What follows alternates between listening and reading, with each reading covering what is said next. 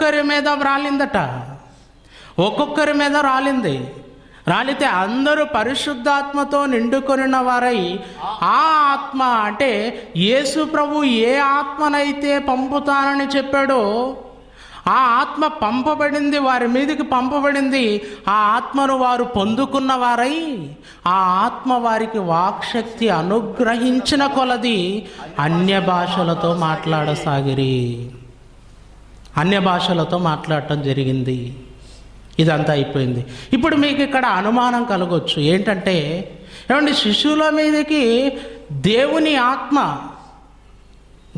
ఆత్మ వారి మీదకి వచ్చేసింది, రైటే. కానీ యేసు ప్రభు చెప్పిన ఆదరణకర్తేనో కాదో?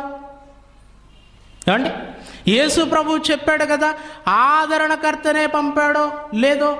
ఈయన వేరే అయి ఉండొచ్చు, యేసు చెప్పింది మొహమ్మదును గురించి అయి ఉండొచ్చు అని మీకు కూడా అనుమానం కలగొచ్చు. ఏమండి, ఇలా కూడా ప్రశ్నించుకొని మనం ఆలోచించాలండి విషయాన్ని. ఎవరు మాట్లాడినా బైబిల్ విషయంలో అది కాదండి, మనం నమ్ముకున్నదే రైట్ అని గుడ్డిగా వెళ్ళిపోకూడదు. మనం నేటి క్రైస్తవులు వెళ్ళిపోతారేమో కానీ మాకు యూనివర్సిటీలో మాత్రం అలా నేర్పలేదండి. ఎవరైనా మాట్లాడని వారి విషయాన్ని వింటాం. ముందు షఫీ మాట్లాడాడు, చూశాను. నెల రోజుల నుండి చూస్తున్నాను అతని సీడీలు. చూస్తూ ప్రతిదాన్ని ఆలోచించి బైబిల్లో వెతికాము, పట్టుకున్నాం. కనుక ఇప్పుడు బయట పెడుతున్నావు దాన్ని.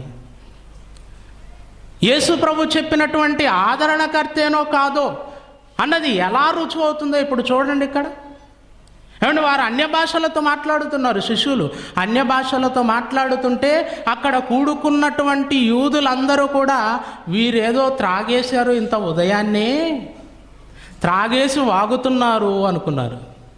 అలా అనుకున్నప్పుడు వెంటనే పేతురు గారు లేచి ప్రసంగం చేయటం ప్రారంభించాడు. పేతురు గారు లేచి మాట్లాడుతున్న ఆ సందర్భంలో తండ్రి వాగ్దానం చేసినది జ్ఞాపకం చేశాడు ఈయన. చూడండి ఆ మాట, అపోస్తుల కార్యములు 2వ అధ్యాయము 14వ వచనం. అయితే పేతురు ఆ 11 కూడా లేచి నిలిచి బిగ్గరగా వారితో ఇట్లనెను, యూదయ మనుషులారా, యెరూషలేములో కాపురమున్న సమస్త జనులారా అంటూ 16వ వచనం. యోవేలు ప్రవక్త ద్వారా చెప్పబడిన సంగతి ఇదే. యోవేలు ద్వారా చెప్పబడింది అదే ఇది. యేసుప్రభు ఏమన్నాడు? నా తండ్రి వాగ్దానము చేసినది మీ మీదికి పంపుచున్నాను. తండ్రి మొదట వాగ్దానం చేశాడు, ఆయన చేసిందే యేసుక్రీస్తు చేశాడు. ఏమంటే యేసుక్రీస్తుకున్నటువంటి స్పెషల్ ఏంటంటే తండ్రి ఏది చెబుతాడో, ఆయన తండ్రి దగ్గర ఏది విన్నాడో అదే చెబుతాడండి. అండి, యేసు ప్రభు తనంతట తాను ఏది బోధించాడు? ప్రపంచానికి చెప్పినటువంటి అనేకమైన మహాజ్ఞానపు సంగతులు ఎక్కడి వరకు? పరలోకమందున్న తండ్రి దగ్గరవి. తండ్రి ఇచ్చాడు, తండ్రి ఇస్తే దాన్ని తీసుకొచ్చి సమాజానికి ప్రకటించాడు.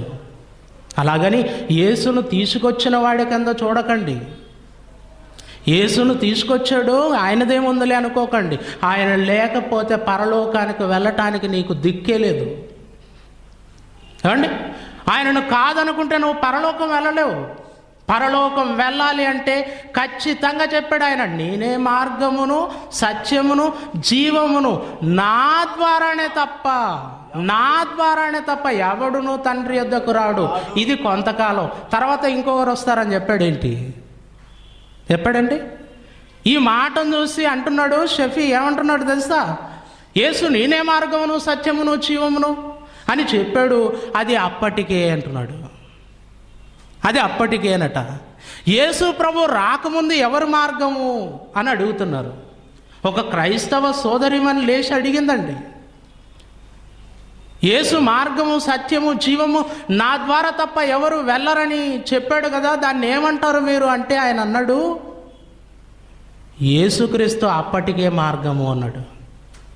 మరి అంతకు మునుపు ఎలా వెళ్తారు పరలోకానికని ప్రశ్నించాడు. అంతకు మునుపు ఎలా వెళ్తారు? మోషే ద్వారా ఇచ్చినటువంటి ధర్మశాస్త్రపు నీతి నెరవేరిస్తే వెళతారు, లేదా విశ్వాసమును బట్టి విశ్వాసం ద్వారా నీతిమంతులుగా తీర్చబడితే, నీతిమంతులుగా దేవుని వలన తీర్చబడిన వారు విశ్వాసంగా బ్రతికితే వెళతారు. అది యేసుక్రీస్తు రాకముందు ఉన్నటువంటి చట్టం.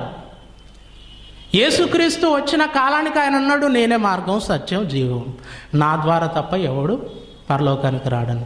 ఇప్పుడు షఫీ అంటున్నాడు, అంతకు మునుపు ఆయన మార్గం, ఇప్పుడు ఈయన మార్గం, ఈయన తర్వాత మహమ్మద్ మార్గం అంటున్నాడు.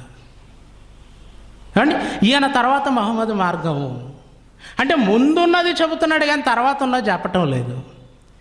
యేసుకు ముందు ఎవరు మార్గం అంటున్నాడు అంతే. యేసు తర్వాత ఈయనే మార్గం అని ఖచ్చితమైన రుజువు బైబిల్లో చూపించమనండి. లేదు, ఆయన అన్నాడు స్పష్టంగా, నేనే మార్గము. నేనే అంటే అర్థం ఏంటండి? నేనే అన్నాడంటే అర్థం ఏంటి? నేను తప్ప ఎవడు లేడు అని. నా ద్వారానే అన్నాడు. ఎందుకు నా ద్వారానే అంటే ఇంకొకటి ద్వారా కూడా పోవచ్చు అని మీరు అనుకుంటారండి. అండి, ఇంకోరి ద్వారా కూడా పోవచ్చు. ఎందుకంటే మనలో చాలామంది ఉన్నారు, నీళ్ళు ఏమంటే కాలువలు, తర్వాత సెలయర్లు, ఇవన్నీ కూడా చివరికి కలిసేది ఎక్కడ అంటే ఏం చెప్తారు? సముద్రములోనే. ఎక్కడ నీళ్ళు వచ్చినా అవి చివరికి సముద్రాల్లోనే కలుస్తాయి. కనుక ఏ మార్గం గుండా వెళ్ళినా, ఎవరిని పట్టుకున్నా పోయేది పరలోకానికి. ఎలాంటి దొంగలు వచ్చారు. అందుకే ఆయన ఏమన్నాడు? నా ద్వారానే అనే మాట స్పష్టంగా చెప్పాడండి. అలా చెప్పాడు కానీ నా తర్వాత అని చెప్పాడు. మరలా నా తర్వాత ఇంకోరు వస్తారని చెప్పాడా? చెప్పలేదు. కనుక యేసుక్రీస్తు విషయంలో తక్కువ అంచనా వేసుకోకండి మీరు. తండ్రి సమస్తమునకు వారసునిగా క్రీస్తును నియమించాడు.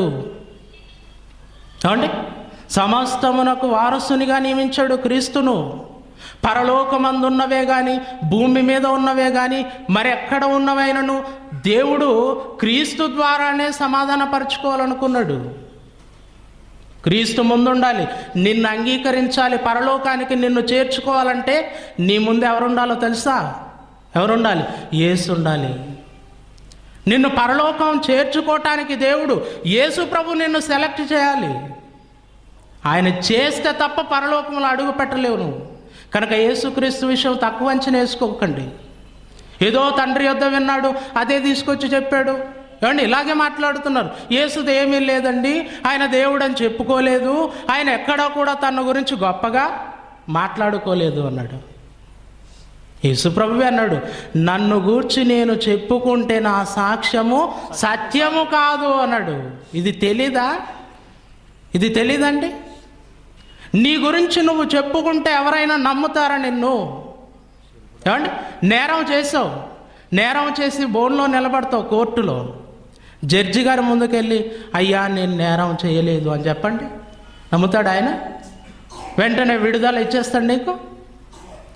నువ్వు చెప్పినా నీ మాట నమ్మడు. పోనీ నేనే హత్య చేశాను అన్నావు అనుకోండి, అది నమ్ముతాడా? అది కూడా నమ్మడు. నువ్వు చేశానని ఒప్పుకున్నా, చేయలేదని ఒప్పుకున్నా రెండు నమ్మడు. నీ మాట కాదు అక్కడ చెల్లేది.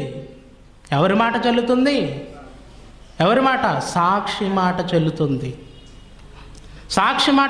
చెల్లుతుంది. కనుక యేసు తన గురించి చెప్పుకోలేదు, కానీ తండ్రి ఆయనను గురించి చెప్పాడు. ఇదిగో ఈయనే నా ప్రియ కుమారుడు, ఈయన యందు నేను ఆనందించుచున్నాను అన్నాడు. తండ్రి ఆయన గురించి చెప్పాడు. తండ్రి సాక్ష్యం ఇచ్చాడు, దేవుడు సాక్ష్యం ఇచ్చాడు. కనుక యేసుక్రీస్తు తన గురించి ఎక్కడ తాను చెప్పుకోలేదు. అది ఆయన పాటించినటువంటి ఒక క్రమమైనటువంటి పద్ధతి. అంతే తప్ప దాన్ని చూసి నువ్వు అపార్థం చేసుకోకు. యేసుక్రీస్తే అన్నిటికీ మార్గం. కనుక యేసుక్రీస్తు తండ్రి యొద్ద ఏది వింటాడో అదే భూమి మీద ప్రకటిస్తాడు. ఇప్పుడు యేసుక్రీస్తు తండ్రి చేసినటువంటి వాగ్దానాన్ని జ్ఞాపకం చేశాడు లూకా సువార్తలో. అవునా? తండ్రి చేసినటువంటి వాగ్దానాన్ని జ్ఞాపకం